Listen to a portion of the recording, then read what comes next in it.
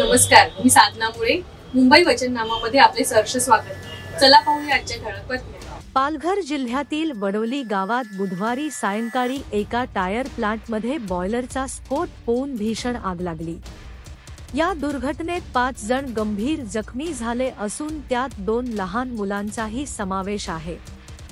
सदर कंपनी वाडा तालुक्यातील कुदूस औद्योगिक क्षेत्रात स्थित असून जखमी वयस्कर तेथील कामगार होते का याबाबत अद्याप स्पष्टता नाही.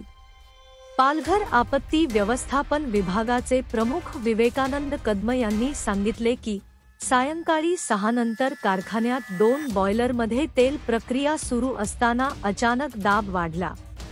त्यामुळे एका बॉयलरचा पाईप तुटला आणि मोठा स्फोट होऊन भीषण आग पसरली. जखमींची ओळख: तुफान कलसीम दामोर 30, रोशनी प्रवीण परमार 26, मुला प्रेमा वासर 27, काजल परमार 3, आकाश प्रेम मासर 18 महिने. सर्व जखमी मध्य प्रदेशच्या झाबुआ येथील रहिवासी आहेत. काही जखमी कारखान्याच्या आसपासच्या घरांमध्ये राहत होते. जखमींना तातडीने खाजगी रुग्णालयात दाखल करण्यात आले असून गंभीर जखमींना अधिक उपचारांसाठी ठाणे येथे हलविण्यात आले. स्थानिक प्रशासन आणि आपत्ती व्यवस्थापन पथकाने घटनास्थळी दाखल होऊन आगीवर नियंत्रण मिळवले. आपल्या मुंबई वचननामा चॅनलला सबस्क्राईब करा आणि बेल आयकॉन दाबायला विसरू नका.